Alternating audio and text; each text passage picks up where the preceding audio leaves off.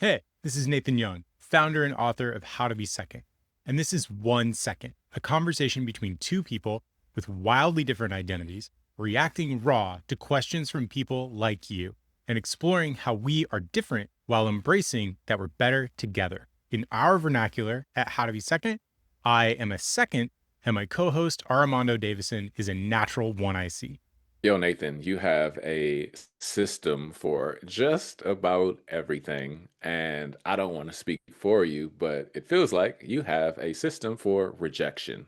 So I want to ask you out loud, how do you handle rejection? Because being in your line of work, I imagine it happens pretty often.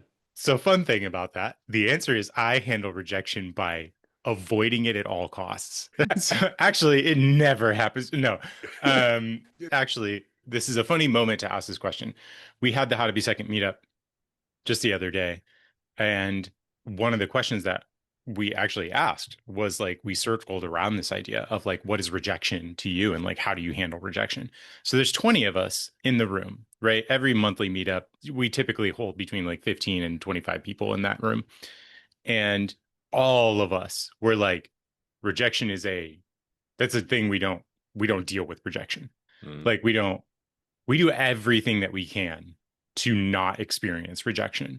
There's something in it, something deep in the secondness that's like, I won't shoot a shot, any shot, unless I'm so confident that I'm going to hit. Mm. Have you ever heard the phrase aim small, miss small? I have not actually. I don't, it's from the Patriot movie, this movie with Mel Gibson from forever ago. And he says it to one of his kids, and he's like, there's no time to train them in how to, like, they're using a gun, right? And there's no time to train them. And so he's like, there's only one piece of advice that you need, and that is aim small, miss small. Like, don't try to aim this big. Like, aim right here, and then if you miss, you'll only miss by like that much, and then you'll hit where you're. And so, but the thing about that is it means you only take one shot. So you're trying to aim small and miss Mm. small. And so then you Mm. always hit your target. The thing about that is what you're trying to do is avoid rejection. What I'm trying to do is avoid rejection. And that actually means that I aim really small. Mm. And like one of the questions that I asked during the meetup was, how many times have you been rejected because your ideas were too big? And the person I was asking was like, I don't think that has happened in multiple years of being in this role. And I was like, oh, we have failed. Yeah, yeah, yeah. So actually, because I want to press on this just a little bit more on my side, I've been digging into this a lot recently because I have recognized this like deep-seated fear within myself and wondered, is this a secondy thing? Everyone doesn't like rejection. Rejection's not a good time. But I'm like, is this a commonality amongst us, this kind of human being? And now I've talked to 50 people about it. And the answer is definitively yes. So I went, well, what do I do then? I'm the model. I practice loudly out front on behalf of the entire community, right? And so I'm like, well, then what do I do? How can I lean in so that I have lived experience to share with the community? Because in what's one of our community agreements, lived experience, not bullshit advice. And so I was like, well, how can I live this experience? Oh no, I have to go try to get rejected. Yeah, yeah. No. So I have been back to the system question right at the beginning. I have been keeping track every week of how many rejections that I got that week. And I have now been doing this for 1 month, 4 weeks. This has been a fascinating experience. Just fascinating. The very first thing that happened was that I recognized that I had 3 rejections the very first week. And I was so ashamed of only having 3 rejections and how weighty that was for me. Mm. And as soon as I looked at 3, I was like, I could do better. Yeah, yeah. But you know what? The next week, I feel like I tried. I shot bigger and I only ended up with 2 rejections. And I was like, what the crap? Like, wait, but I went harder. I asked for Yeah. more things and I ended up with 2 rejections. I went less, but I asked for more and bigger. And I was like, wait, this isn't, have I been killing myself? So That's a long answer to say I'm on this journey actively right now. And currently, my system for handling rejection is to every single week actively look back at the week and go, what rejections did I actually get? And I've found some fascinating things already in this 30 days of this practice. But that's how I'm handling it right now. It's a long-winded answer, but like I said, I'm in it. This is a like you just asked me how are you doing swimming practice, and I'm like, fun fact. Like, So let's color it a little bit more because here's what's on my brain right now. As a second, you're also sitting in the first seat for how to be second. And so, one, is it true that kind of the outbound ask, the things that you're doing is because you're in the first seat, or is that normal for a second? that's a good question. I think I have the opportunity to do more of those things because I'm in the first seat right now. Mm. But The I other, let me add also, yeah. the one thing I was going to add on top of that, because I just want to like kind of add this like nuance is do you feel the same type of rejection if you present a plan or two to the first in command and the first in command rejects you? Or is it baked in a way that you just got to pick one or the other? Both of my plans are present. You can't pick a third because I didn't give you a third. And so, like, how does rejection work in a 1 second dynamic? Does it feel different or the Mm. same? Oh, it feels very much the same.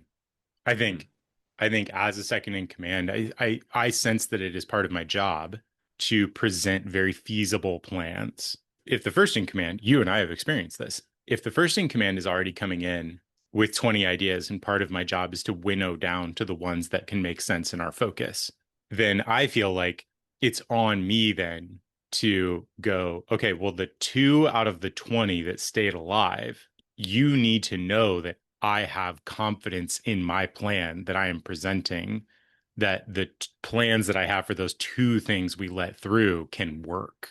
hmm And so I feel like I have to aim small, miss small in that case. So I very much am like, I am the arbiter of rejection. You take 20 shots. I say yes to 10% of that. I'm not allowed to miss again, right? Like the missing is your job, not Yeah, my yeah. job. And so I would say I'm very similar in that dynamic. I try to aim small and miss small. And I Okay, I definitely think I've grown in that, but I'm gonna ask you to maybe even speak to a second that may be struggling with this. And this is just because I've had these conversations in the past few months where you have this privilege because you have trust, you have put in the work. And so, kind of how you set it up, like, yo, I'm the arbiter, like, I cut it off. But if that is not working in the relationship, mhm. and the second is consistently presenting a plan, and the one is being hard headed or boneheaded or not trusting the person, what advice do you offer to that second? That's a good question. Let me rack my brain for my lived experience. Okay. Okay. I'm going to present two stories of lived experience. One is how to do this poorly. The other is, I think, how to do it well. Okay. So I always like to tell a story of how I did something poorly because I like to anchor to what is not good. Like, let's just have a reality. I've made this mistake. I'm not out here trying to be a guru, like I have all the answers. I'm like, look, I've screwed this up. That's how I have some awareness. Like, Yep. um, so mistake first, right? How did I discover that there could be a way to do this better? I remember a letter that I wrote to a previous boss. I was effectively the second in command already. And we were sort of having this moment within the organization. We had grown and we were like 20 something people. And he was feeling this clear desire to become something more than what he was. And I think he was looking to move sort of into that CEO-y or visionary-y seat, probably like the owner-y seat. And he wanted someone who was going to run the operation. And there was effectively two of us who sort of could be that person. And I decided I want this. I'm shooting my shot. It's time. So I wrote a letter, which I still have, and said, I want this role. And the role was actually the title was CEO. But I pitched for this idea of like, I want to be the CEO. And of course, the description, the letter that I wrote was a COO's job, but we didn't have that language at the time. And he said no. He said no. And he said no in not there was no kindness to this, right? It was like a bygone conclusion that the answer was clearly and obviously no, which was devastating to me, obviously, on like a slew of levels. Not the least of which because I was basically doing the job already. So I was like, wait, you're telling me I'm not qualified to do the thing that I've been doing for the last 2 years? Like that the reason we have success is because I've been doing this job. This is weird. So I felt so disconcerted and I got shitty and I left. I mean, it took me a while for that conclusion to culminate, but I shut down and I made my exit plan and I left. And I did a lot of damage. When I left, they lost customers, they lost key employees. I definitely like swung a hammer on my way out. Yeah. And I felt very vindicated in that. And that spite powered me for a while. And also, it was bad. I burned all my bridges. I like this is a story of what is awful. Like this was not good. And so that is a way that I have done this poorly. Here is a way that I have done this well. So now that I've set the bar for what like 0 to 1 or 2 looks like, here's a way that I've done this well. I think you and I did this very well. I think I have gotten much better at this, especially over the last 4 or 5 years, progressively better at this. And that is I regularly sit with someone and instead of telling them just like no to all of their ideas and then presenting my own ideas, which is very like your idea or your plan and then my plan. I have actually developed this phrase, which is not your plan or my plan, our plan. And what I have taken to doing is asking a lot of questions and recognizing that a lot of the ideas that are coming at me are instinctive understanding of something with poor phrasing. Of those 20 ideas, usually 20 huge ideas are actually only circling around like two gut instincts about something. Like something is shifting in the world, they can feel it, they can sense it, and they're trying to get towards that thing and they're just shooting lots of shots. And so I don't shut things down. Instead, I say, okay, I hear you. I hear your instincts. And I think probably if I'm working with you, I like to think that I pick people whose instincts are very good, but they regularly don't have the words. So I'm like, I hear Yep. your instincts crying out for something. Let's try to understand where that's actually coming from. What are you pointing to? Because I trust your instincts, but I don't trust the first things that you say. Mm. So let's make instead of you trying to make a plan and us just believing everything that first comes out of your mouth, or me trying to catch the random shit coming out of your mouth and making a plan with that and killing anything I don't understand, which is most of it. Instead, let's try to spend some time together, whiteboard over coffee, and if you're willing, let's make our plan. And then I'll start drawing out. I'll start asking questions, and I feel like I've gotten so much better at doing that. And even that phrasing, our plan, not my plan or your plan, has meant going well in this. So, and to be fair, there's generally some frustration attached, especially on the part of the first in command who's just like, well, I had an idea, just go do it. That's what I pay you for. And I'm like, yes, I understand that you're investing to have things executed, but I am investing to not die. So pause. I want to see us both successful also. I am investing too as well. Yeah. And so Yeah. pause. Let's let's make our plan. I'm not here to do your bidding. I am here for us all to succeed. And I too am investing in that. It's hard, but I've seen it be the best. No, thank you for sharing that. I mean, through all that, kind of the nuances of the how and a poor way and a better way, it still seems to anchor on relationship, right? And I know Mhm. you and I say that so much. Like, we are two people who look at the world differently, trying to move towards a goal together. And we're going to see it different. We're going to talk about it different. And somehow we got to find a way to break through the noise or the barrier or whatever wall is there that is stopping us from doing this thing together with Mhm. our plan. And so, yo, that was good. Thank you. Let me, okay, that was way too long of my own perspective, but let me turn it back and say, okay, well, how do you handle rejection? Do you even have a sense of rejection? So here's what's actually interesting for me. Like, I actually grew up, I'll go like way back to like kid, middle school type, high school. Like, I actually had a real fear of being rejected by a girl. Hmm. Like, even though I was like confident in myself, actually going up and asking a girl to go out with me or go on a date or something, like that was a real fear of mine. So much so that the first app I ever developed was to solve that problem. It was like, it wasn't Tinder, but it was before that. It was like, yo, you're in an area.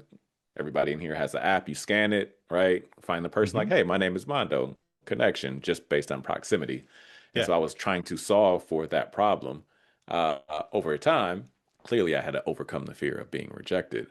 And I would say that how I used to handle rejection, meaning as a young businessman, it was with a lot of ego, Hmm. Like right? it's their fault. Yes.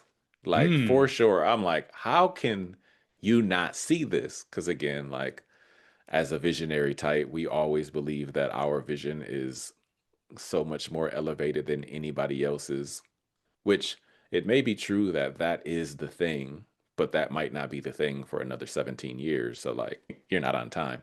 So there are many of times where a lot of the times when I was working with the government, where I would present something or pitch something and I would look at the response or hear the response and I would just immediately feel like y'all just don't get it. Like Hmm. it's the slow moving government. If only you, if only you, if only you. And I didn't have the gift that you have to be like, well, what's our plan?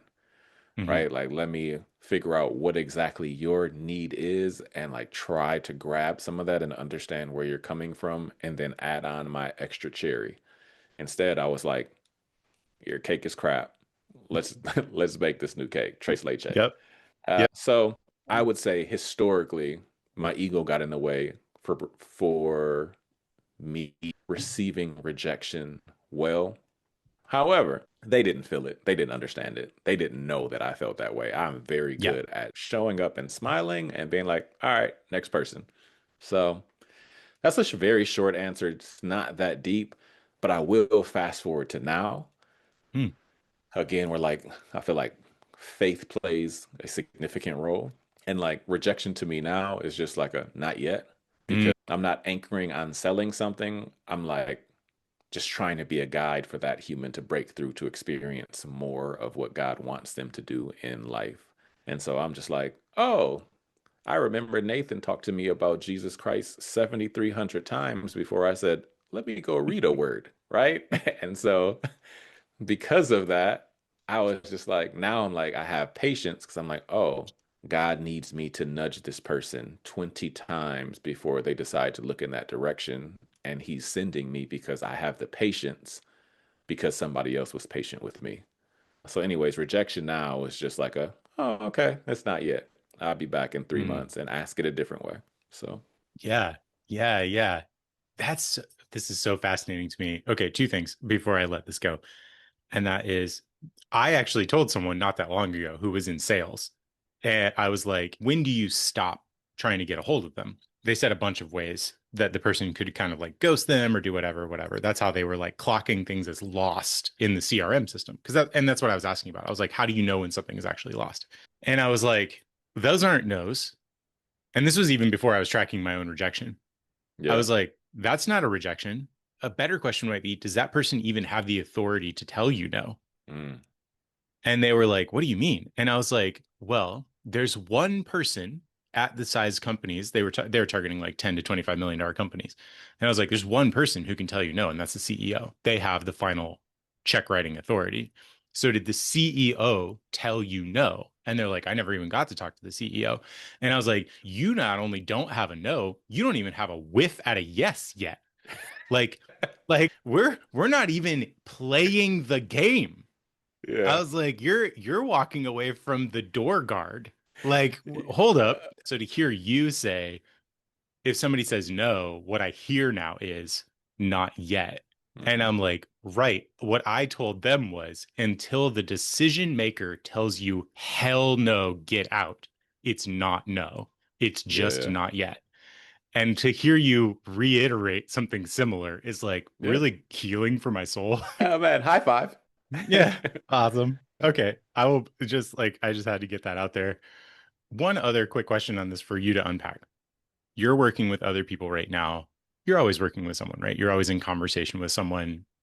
Even if it's not paid, it seems like you are a person people turn to sort of like get unstuck Yeah. soulfully at the very Yeah, yeah. least, right? Let alone business and other things. So how do you how do you sort of like grit your teeth and bear it when you have watched people on the journey that the person you're working with right now is on, and they're turning to you to be a guide. And as the guide, you're like, I I know your story. Here's the next step. Do this thing. And they're like, nah. Oh my goodness. What's funny is you decided to pull out the one dart that bothers me so much, and I understand it. Hmm. So, one of the terms that I have adopted along the way is Jesus peace.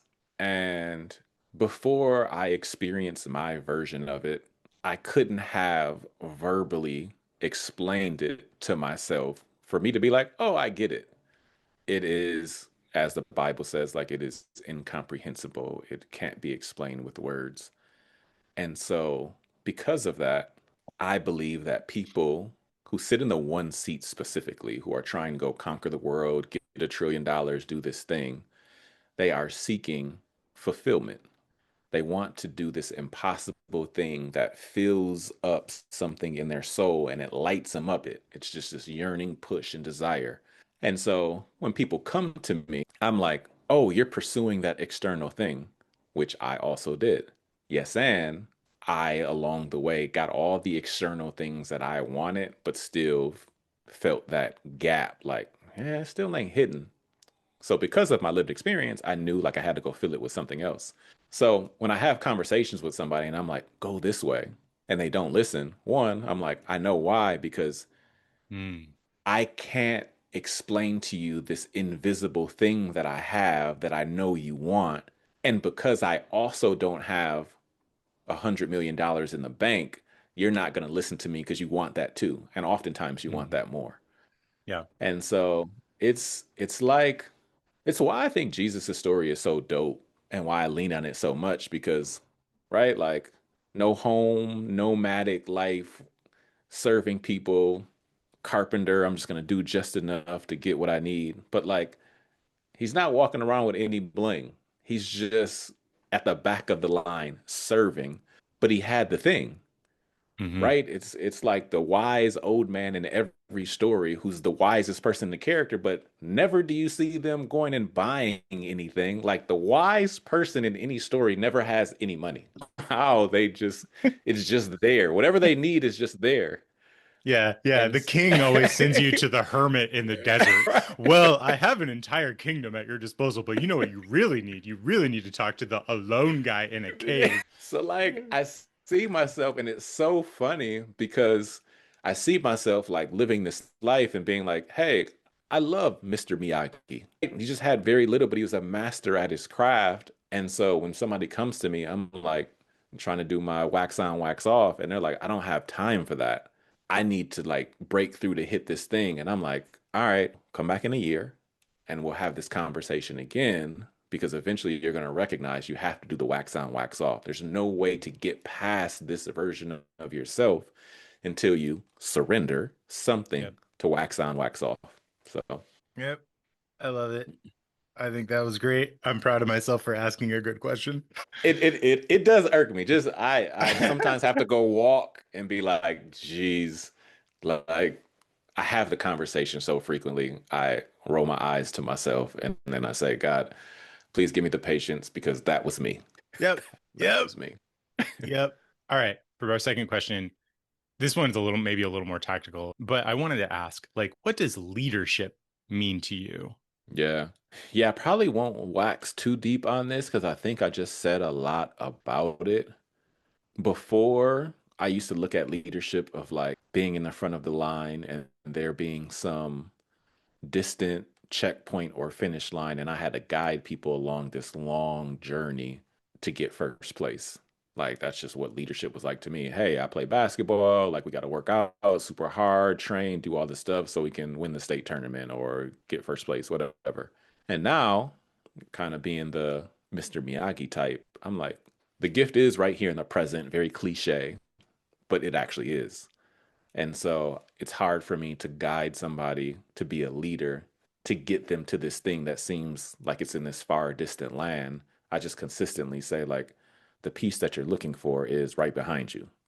Pause and Hmm. repent, turn around. Like the kingdom of heaven is right here if you believe that it's right here. And that doesn't mean that you don't then go on and continue the story. You just go on and continue the story as a different character, right? Hmm. It's like igniting more wise men to participate in the character. I mean, in the story, as opposed to being the character that thinks that they have to be the hero. It's like, yo, your piece is right here. And so I share that out loud because it's actually something that I'm working through right now Hmm. as a quote unquote person who is at peace, who also has no bread to show for it. How do I show up and lead others? What does that look like? And so, is the world struggling? Is the world in despair? Is the world hurting because of oppression? All these things, yes. And I'm like, well, then how do I serve or who do I serve? How do I lead? How do I get people to experience this present moment and be like, dang, like all these external things are a struggle for me every day that I wake up. Yes, and Mondo said, the gift is right here. And so I'm really trying to like work through how I embody love in a way that nudges people to believe that their peaceful present, like it's a gift from God that they can have right now if they choose to believe that. And maybe in a few months, I'll circle back and be like, I got it. Yeah. I got it. Maybe tomorrow, right? But like right now, I'm like still kind of working and tweaking. Like, how do I lead in a way that guides people to Hmm. experience peace Yeah. in a world that is broken? So Mm. I'll let me say one more thing about that. Like, and you could probably speak to this a little bit. You said like, Mondo, people come and talk to you, and that's because I'm like extremely present. And it's just like there's something about that moment where me being completely invested in what's happening in front of me, there's nothing else that matters at that exact moment. Like God is sending a person to me to be a servant. What a gift, right? To like Mm. use my words in a way to fill the cup of that person in front of me so they can go and be a doper image of God. And I feel like I have exercised that gift. And now I'm like, God, how do you want me to use it more or better or greater or in different environments? And so, yeah, I'll just leave it there. But with all that being said, like for you, leadership may look, sound, and feel different. So unpack that leadership from the second seat, or maybe even different, like Nathan Young. What does leadership mean to you? I think you've landed brilliantly on how I actually define leadership. This is something I talk about a decent amount. Something that I would say that you're doing right now, you're navigating through, is understanding what leadership truly means without authority and power.